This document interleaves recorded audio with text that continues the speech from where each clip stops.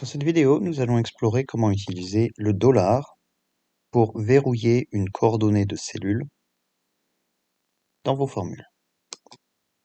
Ici, nous avons les notes de nos étudiants, leurs coefficients à côté, et on veut calculer à la fois leur moyenne et leur moyenne pondérée.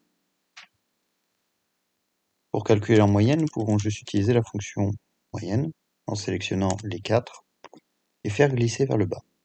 Quand on fait glisser une formule vers le bas dans Excel, si elle descend sur le côté, vous voyez bien que le numéro de ligne des cellules que contient la formule change également.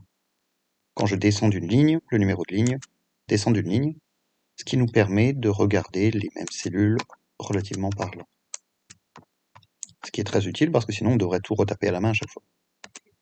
En revanche, parfois, vous allez vouloir verrouiller certaines coordonnées, parce qu'il y a certaines coordonnées que vous ne voulez pas qu'Excel modifie quand vous faites glisser une formule. Par exemple, quand on calcule notre moyenne pondérée ici. Je veux faire le produit de chaque note fois chaque coefficient et sommer le tout. En d'autres termes, note 1 fois coefficient 1 plus note 2 fois coefficient 2 plus note 3 fois coefficient 3 plus note 4 fois coefficient 4, le tout divisé par la somme des coefficients parce que sinon on aurait fois 10. Divisé par la somme de tout ça. Très bien, notre moyenne pondérée fonctionne. Le problème c'est que si on la fait glisser, très rapidement on se rend compte qu'il y a des problèmes.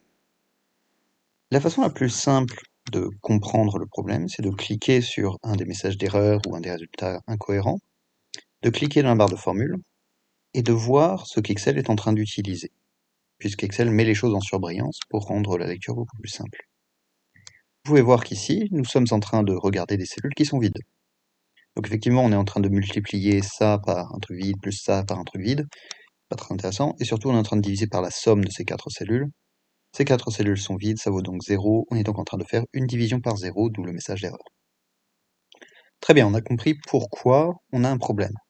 La question c'est comment le résoudre. On ne veut pas, c'est ça qu'on doit comprendre, on ne veut pas que la référence aux adresses des coefficients change. L2, L3, L4, L5.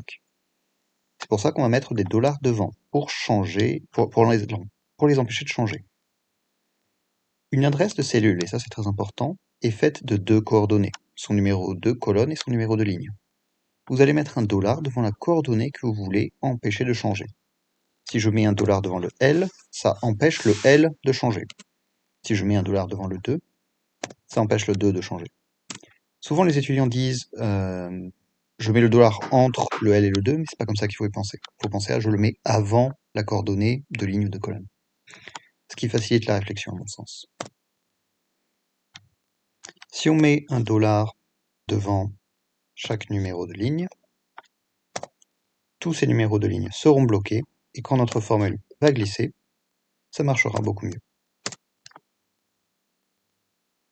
Le raccourci clavier pour verrouiller une cellule, c'est F4 ou fonction F4 suivant votre ordinateur. C'est vrai pour Excel sur Mac comme pour Excel sur PC. Vous pouvez aussi juste les taper à la main, ce que je fais le plus souvent. Notez qu'ici, il n'y a aucune différence entre écrire $L $2 et écrire L $2. C'est parce que L de toute façon ne change pas, donc qu'on le verrouille ou non, ça ne fait aucune différence. Parfois, vous voudrez qu'une adresse de cellule puisse changer quand vous faites glisser vers le bas mais pas latéralement, ou l'inverse. Donc tâchez de bien réfléchir à quelles coordonnées vous voulez verrouiller.